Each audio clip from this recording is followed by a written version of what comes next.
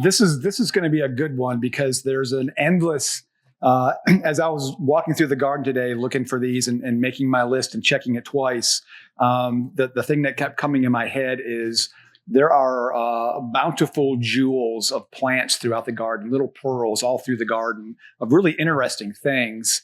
And the longer I'm here, it was one thing to come here to visit, but now that I've been here for over 2 years working, I'm getting more intimate with the garden, not to the level that Tim is. I don't think I'll ever attain that, but I'm starting to know where things are and keeping an eye on things and having seasons of watching things. And we are really lucky to have some of the plants that were here. So when we were powwowing about this, broadleaf evergreens, this is a good time of the year to do that. And what I want to try to do is I've got a bunch of good examples. And what I want to do is talk about them in terms of why I chose them. Some of them are some of my favorite plants, but also I'm going to try to remember to talk about uses in your home landscapes to do those. All right, we're going to go right around the corner to the first one.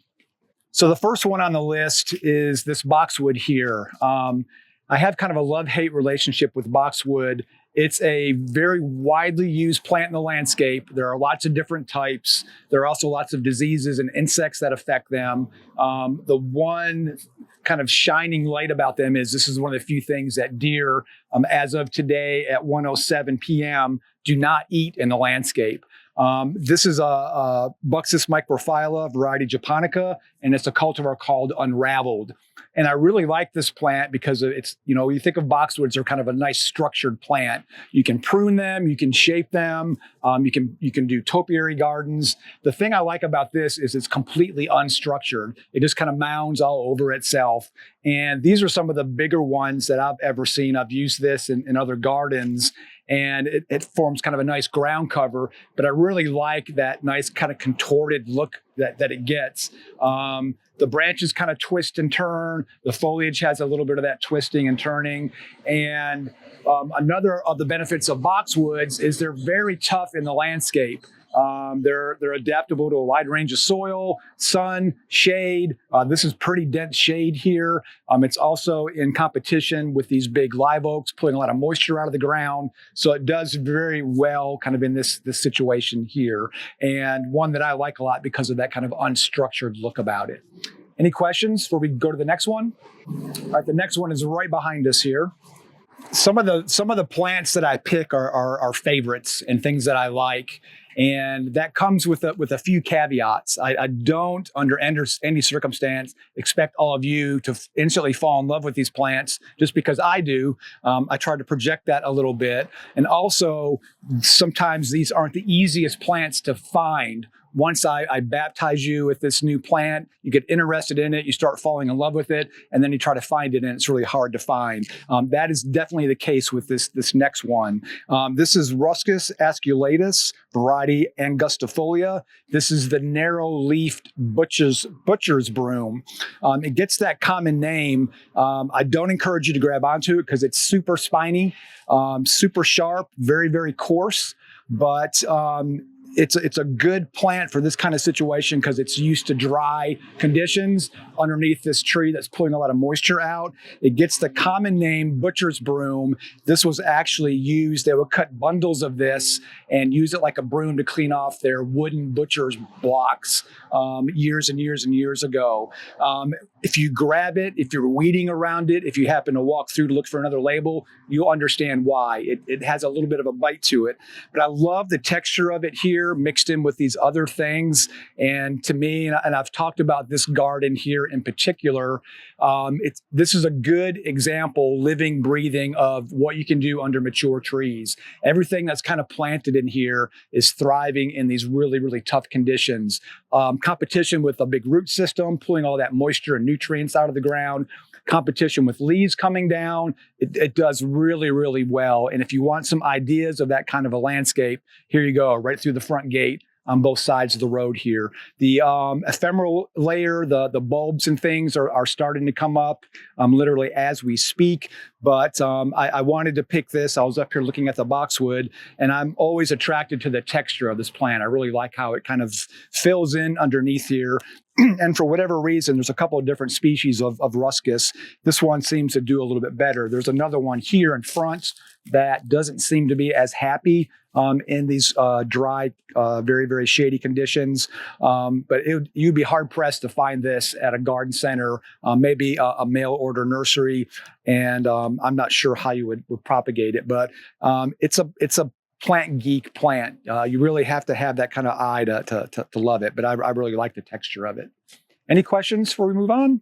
One of the last remnants of our ephemeral art project is up here. I like it. I just didn't want to forget about it. I asked somebody last week. I was up here looking at stuff. That's the twig sculptures that are in here. You made those, didn't you? Yes, we did. Yeah. You had a question.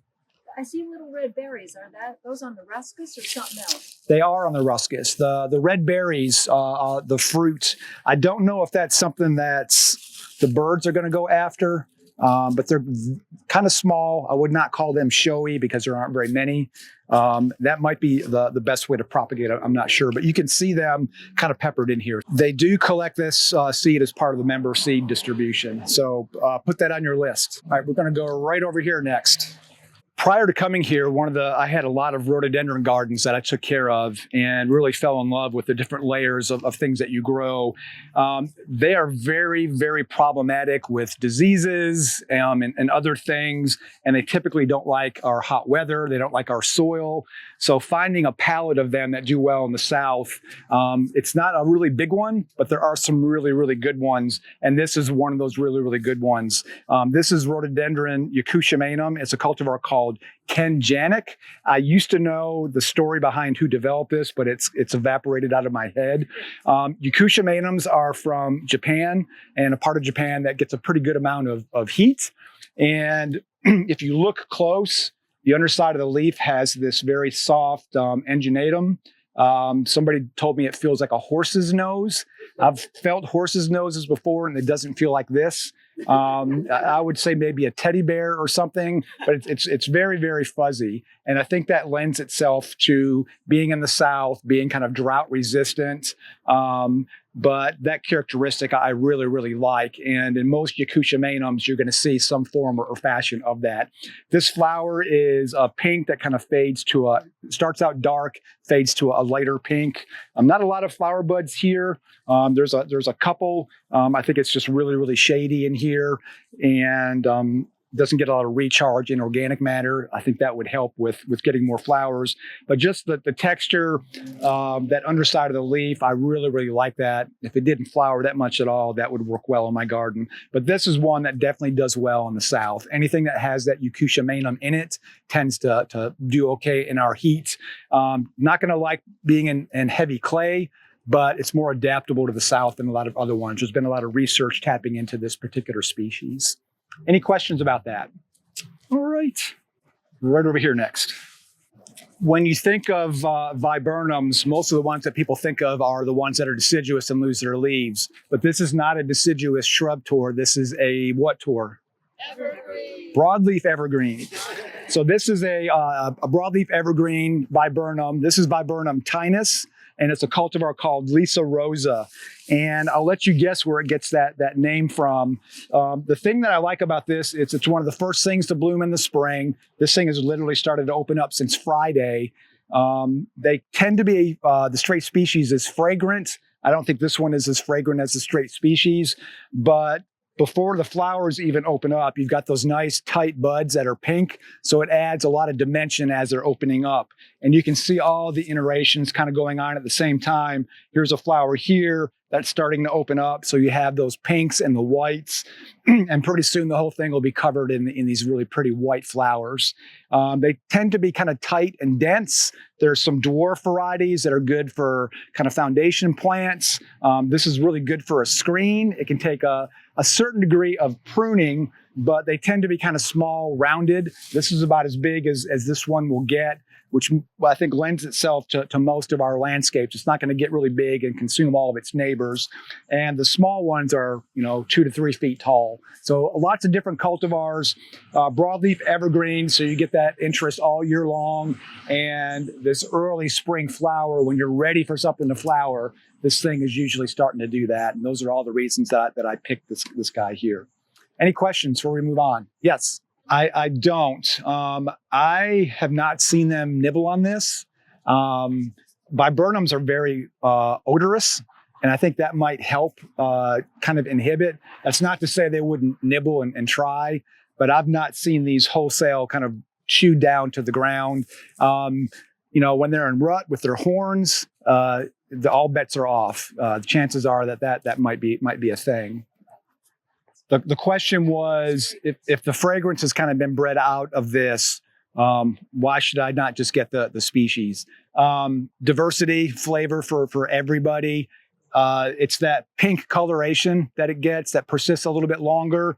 The straight species is more white, and this is also one that was selected for the form. With the straight species, you might get some tall ones, some wider ones. There's not going to be a lot of consistency with that.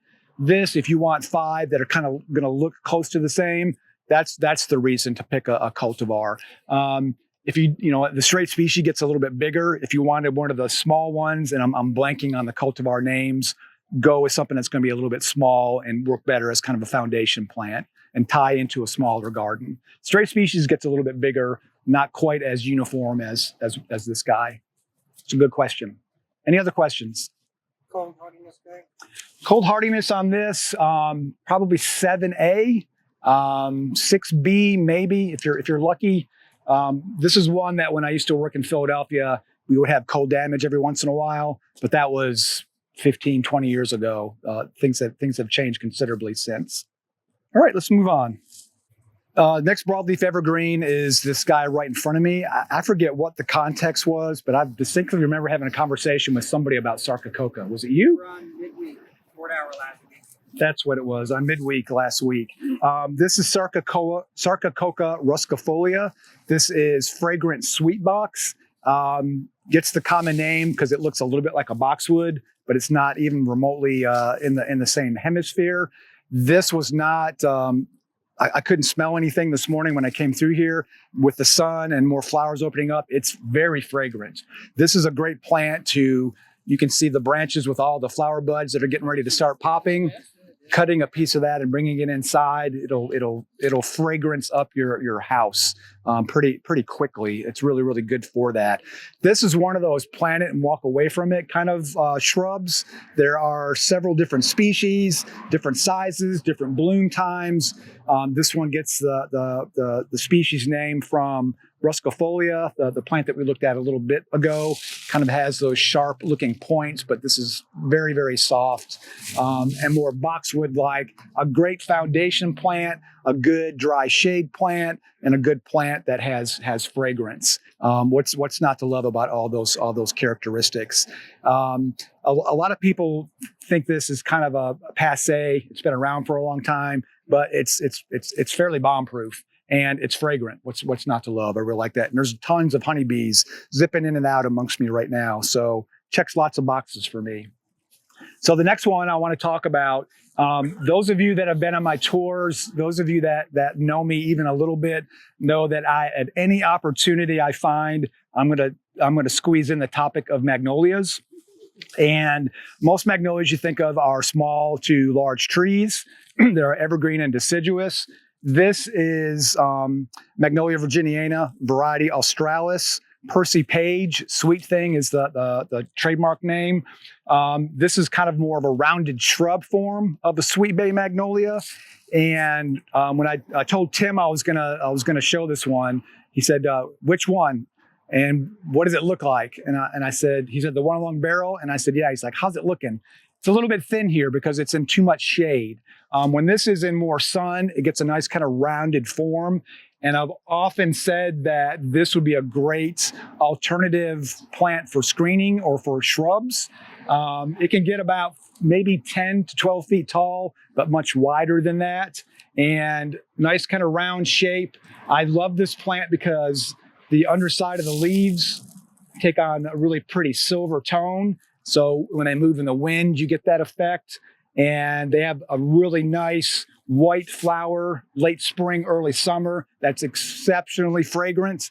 So again, it checks lots of boxes for me. Nice form. It can take sun, it can take shade, very soil adaptable. They can take wet, they can take dry soil. And I love this one because it's kind of a nice rounded form. It's been out in the trade for quite a while. It's not hard to find. but one that I think should be used more. Sweet bays are probably among my favorite of the magnolias for all those reasons. They can be tardily deciduous. This one holds on to its leaves all through our winters here. Any questions about that? All right, onward and upward. If we stand here long enough, this magnolia may open up. This is one of the yellow ones. It's a later blooming one. I was walking through the garden this morning, just kind of checking things, and the buds have started to swell. And there's an outer coat on a lot of the flower buds.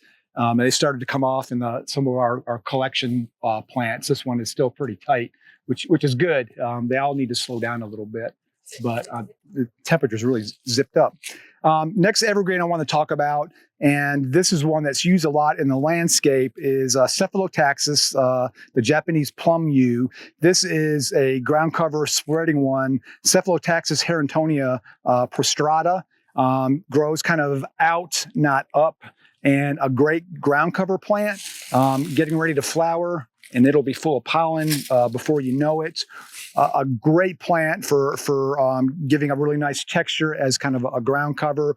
It's been around for a long time. There's lots of cultivars of this, but I like this one kind of in this situation. If you've got a spot in your landscape where you've got just kind of a bank that's hard to plant and fill in, this is a good plant for that. The genus is can take a certain amount of pruning if you need to, but this is one of those kinds of kind of ground covery, filling in patches plant that you can kind of plant and walk away from. Very easy to propagate, very easy to find, and a good plant for this. This one's in quite a bit of sun.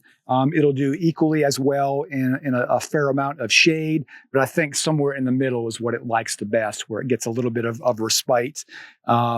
This is an older plant, and it probably would benefit from us doing some regenerative pruning, but it fills in this area really, really nicely and plays nice with its neighbors. There's a flowering quince in here as well. Any questions about this? Yes.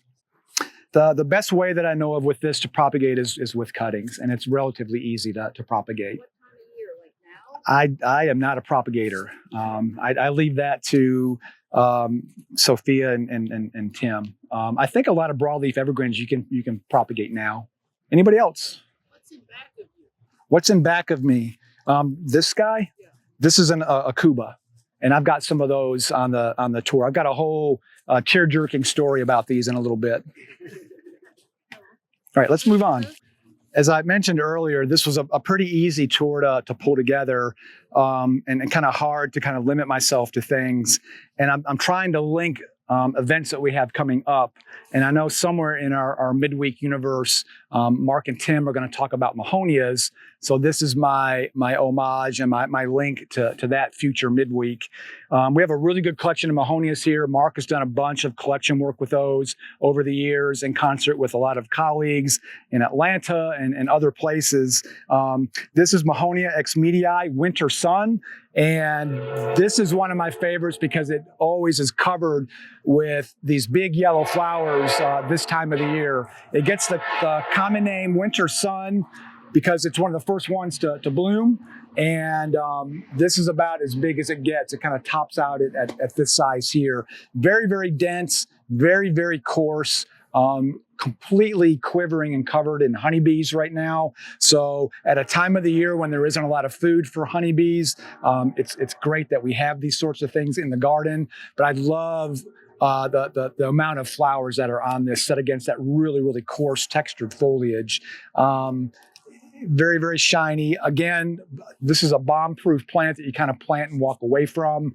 If you've got a spot where it could fill in like this, where you don't really need to do much to it, this is a great kind of plant. Very, very spiny. If you want to put it to inhibit people from getting near something, it's also used for that as well. Any questions before we move on? The question was, does it tolerate being in shade quite a bit? A lot of the Mahonias can take a lot of shade. This one gets early morning shade, and when the trees are leafed out, it's a little more protected.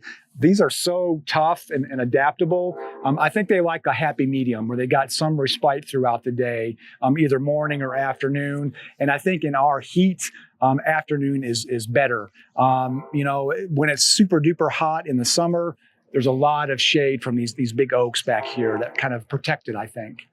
A good question. Anybody else? The question was about invasiveness of Mahonias.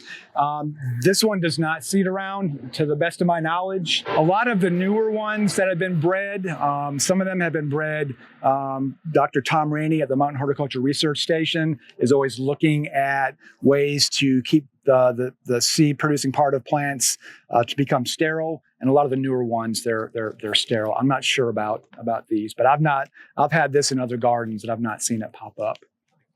The question is, how old is this one? I have no idea. There used to be this used to be the entrance road here or here, right here. So this may be an old foundation plant that's just kind of been here. It says of garden origin, so I'm not sure. A question was, is it fragrant? I don't really consider. I don't know.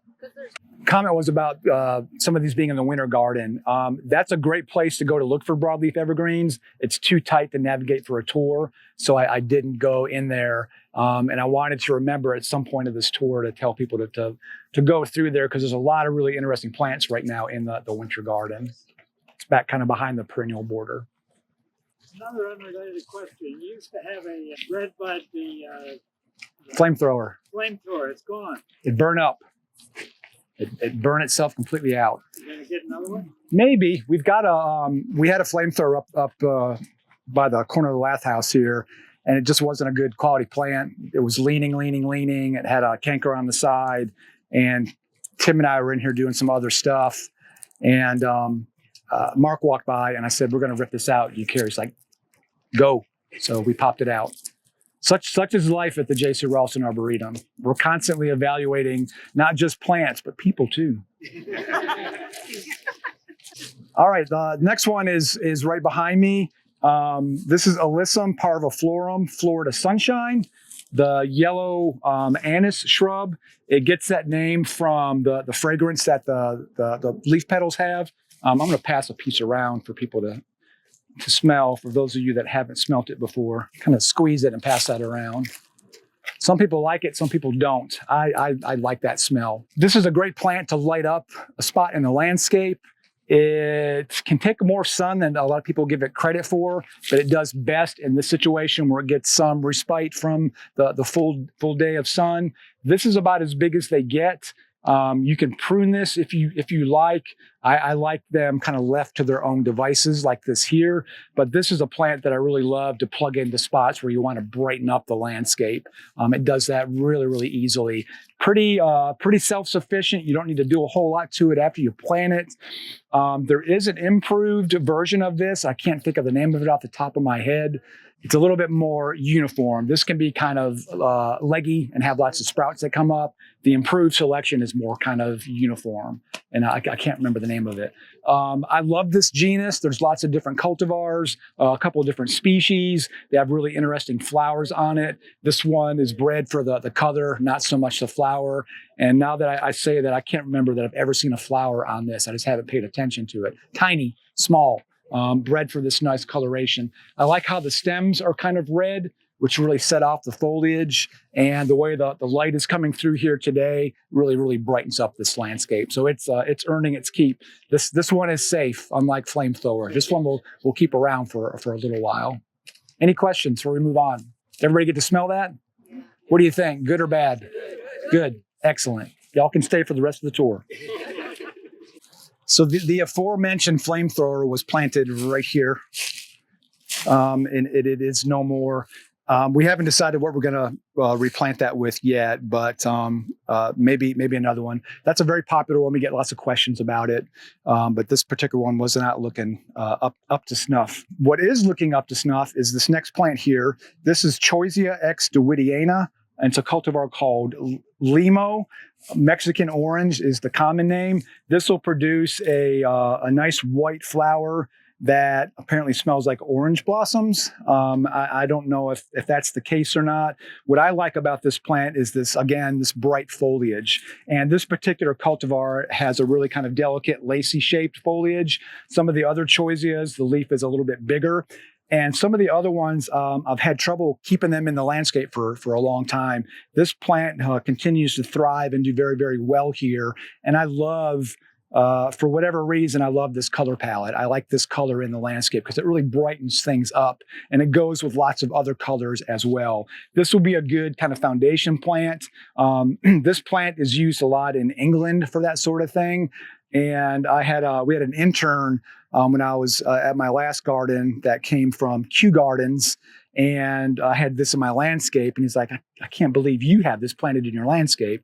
Apparently there it's like the Chick-fil-A plant. It's at a lot of stores and things like that, but you don't see it here quite as much. And anything that kind of has that color palette that brightens things up is something that I like to promote. So that's why I picked this one today. Any questions about this? Yes. Deer? Don't know. I don't think so. Deer. Do deer eat it? Which way do the leaves turn? From yellow to green or green to yellow? Yes. The new foliage is much brighter, and that color kind of stays that way. The foliage inside kind of remains green. So that bright new growth will persist and grow upwards, and that inner stuff will stay kind of green. We're going to go into the lath house next. We had a special request for this plant, and I thought I'd talk about it real quick before we go into the lath house. This is Fatsia japonica, and this is a plant that it used to be really hard to find. Not a lot of people grew it, and if you had it, you were the cool kid on the block. They've figured out how to propagate it. It's found at a lot of garden centers and things now, and I'm seeing this used in a ton of commercial landscapes. This is becoming the Chick-fil-A plant. It's planted everywhere.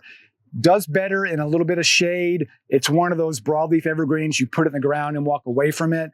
The thing that I like about it is, if you don't like tropical plants or you're trying to dip your toes in that, it has a very tropical look about it, but it's pretty trouble-free. You don't have to do a lot to it. It produces these really cool flowers that attract a lot of wasps and bees when it's in flower, but it's hard to beat from a foundation standpoint. Nice glossy leaves. I love that really coarse tropical texture. I had this in my yard in Charlotte, and I would cut these big leaves off and stick one in a vase just for a quick splash of color inside the house. They're good for that, but it's quickly becoming like loropetalum. I remember loropetalum used to be hard to find. I'm seeing this all over the place now, and that's just the plant snob in me. I apologize profusely for that, but it's a great foundation plant. It's a great broadleaf evergreen. It's easier to find. It's an easy, good garden plant. Can't say anything really bad about it, just because it's a popular kid now. Any questions? Yes. Moist, dry, and deer.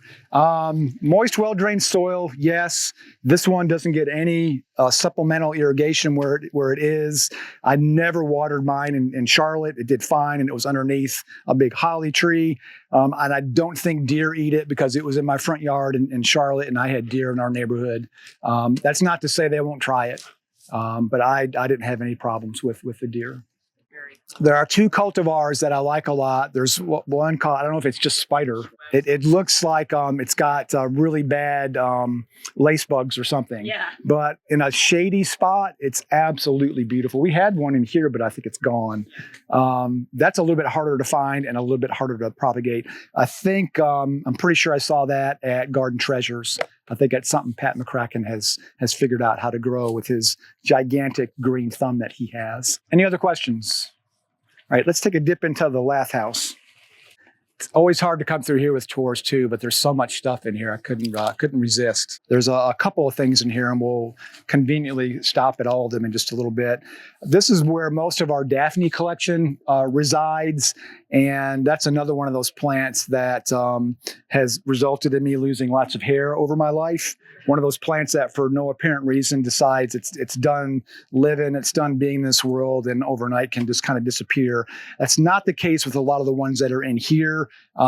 We have figured out how to propagate this, most of the Daphnes. So these are always in our auctions and our plant sales. So if you start to lust after this, get online, look at our plant list, see what we've got for sale. And more than likely, we really propagate these because they're hard to find. And a lot of people have trouble growing them.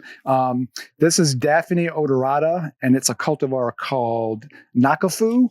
I love the color of the leaf. I like the pink buds before they open up. And this literally has opened up since I came in here this morning. Extremely knock your socks off, lift you off the ground 3 feet, fragrant, very, very fragrant. Most of them are. And there's a couple of different cultivars spread through here. So if this is a plant that you lust after or are interested in, this is a great place to come to see a lot of the different ones. Some of the straight species I like a lot, and they seem to do okay. But we've figured out how to do it right here. And this is a good place to come see them. So Akubas, I promised a tear-jerking, very emotional story, and I don't have any tissues on me, so you're on your own. My boss, Mark, is probably the most rabid lover of Akubas in existence. You want to see his eyes light up and his whole body just change, start talking to him about Akubas. And through my relationship with him over 20 years I've known him, I'm starting to like them too. And the ones that I like, I'm not a fan of a lot of the yellow ones. They all kind of tend to look alike, and it looks like a leprechaun threw up or something because there's just too much color on some of them. I really don't like that. I tend to like the green ones. And this is one of my favorites because I like the shape, I like the size, I love the texture of the leaf. It's produced its flowers. You can see the spent flower buds here. Tough broadleaf evergreen. There are so many different types. This one is Akuba japonica camabia. Am I saying that right? Yes. Thank you. That's the answer I was looking for. Camabia. I know I'm butchering that, and I apologize, but I love the form of this. I like how nice and tight it is, and the texture of it is just really, really nice. This would be a great plant to put into a dry shade garden, to fill in as other things kind of fade away around it. That's why it was placed here with the Japanese maples behind it, a lot of herbaceous things in front, and this really takes up and does a lot of good in the garden at this time of the year. One of my favorite Akubas that we have, and I tend to lean more towards the green ones. Any questions about this before we go on to the next one? Here comes the tear-jerking part. The question was about refurbishing the lath house. And yes, don't look too closely, but like anything made out of wood, we've gotten our money's worth out of it, and it's slowly starting to kind of decline. So we're being proactive, and we're in the process of getting it replaced. And that's taken a lot of organization and work with the university and getting people to come in and give us quotes and all that sort of stuff. So in the not too distant future, probably we're hoping the end of spring, we're going to take the roof off and put a new one on and then redo it again in another 10 to 12 years. Hopefully not, but we're going to try to do a better version of what we have. The design of this is it's designed to let the same amount of light throughout the day, throughout the whole thing. It's also designed for us to grow and trial things that may or may not be hardy.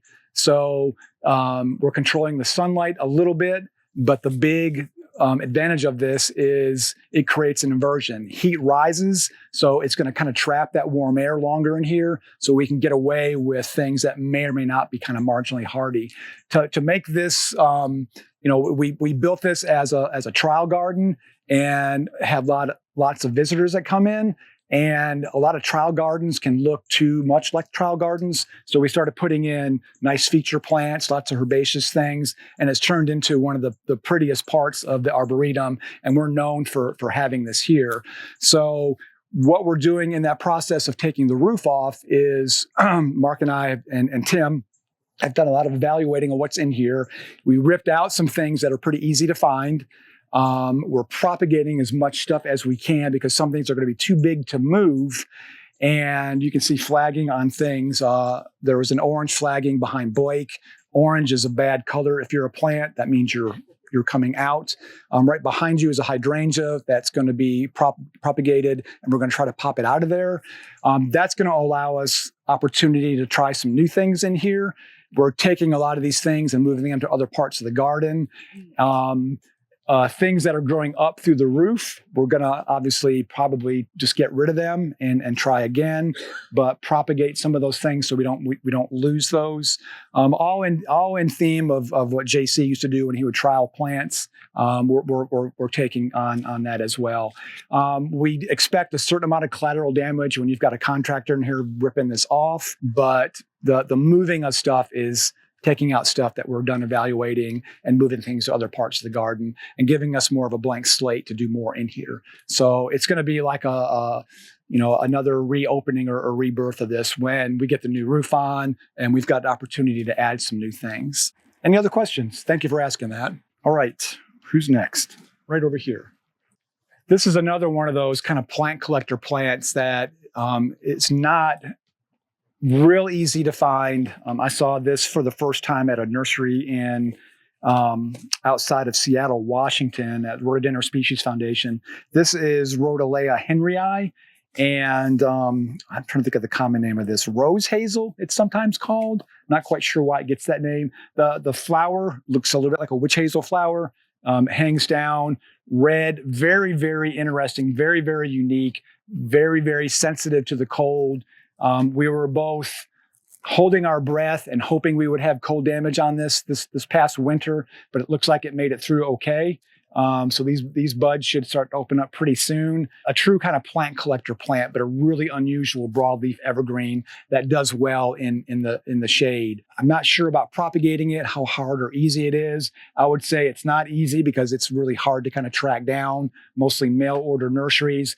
I think Pat was messing around with this a little bit at Garden Treasures. I'm not sure if he has this or not. There's a beautiful one across the street at Meredith College. Really, really beautiful one over there that I saw flower for the first time several years ago. This is worth coming back to see as it opens up. It's just really interesting and unique, and it's going to give you a whole new love for broadleaf evergreens. Any questions before we move on? When does that open up? Probably the next couple weeks, depending on the weather. The buds are super tight, which is good and encouraging. Mark and I looked at it after it was cold, and we thought maybe it had gotten burnt, but they look pretty solid to me. At least I hope they are. It flowered on February 20th last year. How did you know that? Cool. Yeah, it's a gorgeous plant. Like jaw-dropping the first time you see it. Yeah. Like it did something to me inside. Yeah. That kind of thing. For sure. Great. You guys saving this one? This one, I can't remember. Yeah, I don't think it's going to go anywhere. We're trying to propagate it too. All right, there's one over here I wanted to talk about. I'm sorry, I'm going to make you backtrack, but it's worth talking about. I talked about rhododendrons, and this is one that, ironically, friends of mine in Georgia did a lot of work with and growing and collecting in the wild. This is Rhododendron minimus, sometimes called the Piedmont azalea, and it's a cultivar called Southern Circe, kind of pinkish flowers. And this one is absolutely covered in flower buds. If you get a chance, feel the leaf. It's super thick, which lends itself to doing well in the heat and in the south. My good friends down at the Atlanta Botanic Garden were some of the first people that I ever found this plant from and had in my gardens in Charlotte. And it did really, really well there. So it was definitely on the list of ones that do well in the south. I'm not sure where you might locate it. I want to say, what's the native nursery in Hillsboro? I want to say they had it on their availability list last time I looked. And our friends in Burnsville, Carolina natives, they might carry it. Not terribly hard to propagate. You just don't see it that much because there are a lot of cultivars and ones that are out there that are much more showy and flashy. This one I really like because it does well in really kind of tough urban situations. Any questions before we move on to the last couple? I'm going to head out the exit entrance this way. All right, this is what I get about talking bad about plants that are planted at fast food restaurants and big box stores. I went back and forth about including this and not including it, but one of my earliest memories of plants, my grandmother had a lot of nandina in her yard. Way back before I even thought about a career in plants. So that's embedded in me forever. And I'm on this limey yellow color kick over the last several years. and I actually have this sitting next to my house right now, waiting to go into the ground. This is Nandina domestica, and it's a cultivar called lemon lime. In more light, it's very chartreusey yellow. I think it's one of the ones that was bred to be sterile. I've not seen seeds form on this. I like how dense this gets. This is probably maybe 2 or 3 plants. But again, I love the texture. I love that lime greeny color. It's good to work with other plants. It makes things brighter when you plant around them. And super tough landscape plants. You don't have to do a lot to them. They're pretty drought tolerant. They're fairly poor soil tolerant. Heavily bamboo is the common name because the foliage looks like bamboo. Any questions about this before we move on? All right, we're going over here next. So this is another one that I tend to poo-poo. So I'm talking out of both sides of my mouth today, which is not uncommon if you know me. This is a gardenia. And if it never produced a flower, that'd be okay with me. The thing I like most about this plant is what it's doing right now. The way that this low winter light is shining through it and really illuminates the variegated foliage. I like that look. There's another one of these down just to the left of the entrance to the McSwain building. This one is Gardenia jasmoides, just called variegated. And I think this one has a single flower on it. The one down at McSwain has a double flower on it. So gardenias produce a nice white flower, super, super fragrant. Gardenias are wrought with all kinds of cultural issues. They're super sensitive to wet soil. They get lots of insect problems. I think in a more controlled environment where you're watering too much and mulching too much and pruning when you shouldn't, they have more problems. We don't do anything to this one or the one down there, and I've never seen an aphid or a whitefly on this one. Now that I say that, they'll be covered with it this spring, or they get powdery mildew really bad because of the insect problems. But this is a sentimental plant for me. It reminds my wife of her mother, and I used to plant. I had one off our patio in Charlotte before moving here, just so I could take the flowers and bring them inside. The fragrance is super, super nice. So a very sentimental plant, but this one I love because of this foliage. What's not to like with that light kind of streaming through? It looks like it's plugged in, and I really, really like that. Next time you're down at the McSwain building, that one's a little bit bigger, but it catches your eye when you're coming down the Cascade steps. Any questions before we head to our last one? Or are we gonna go back that way? Here we are again.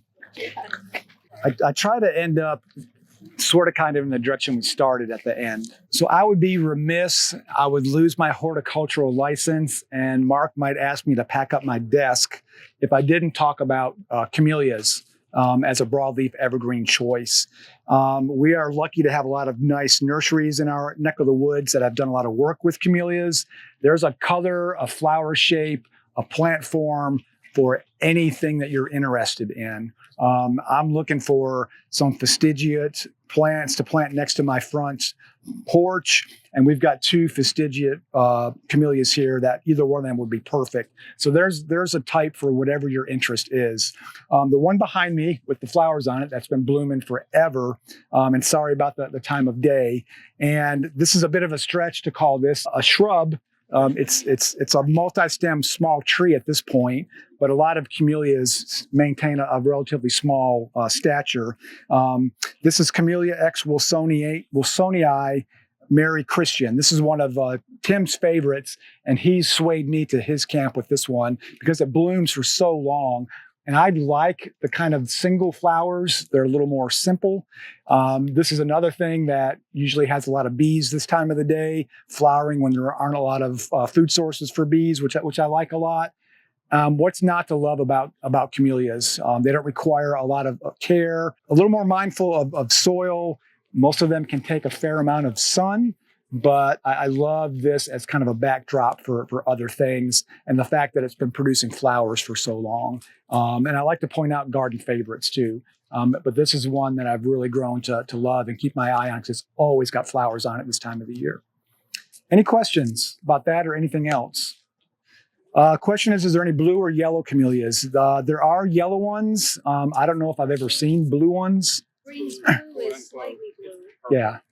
It's more purple than blue. Yeah.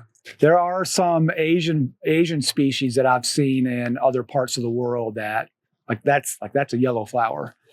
We don't quite have that nailed down yet. Every other iteration of pink, white, red, it's out there, and different species and crosses, and there's a lot of camellias out there. Any other questions? All right, thanks for coming, y'all. Thank you.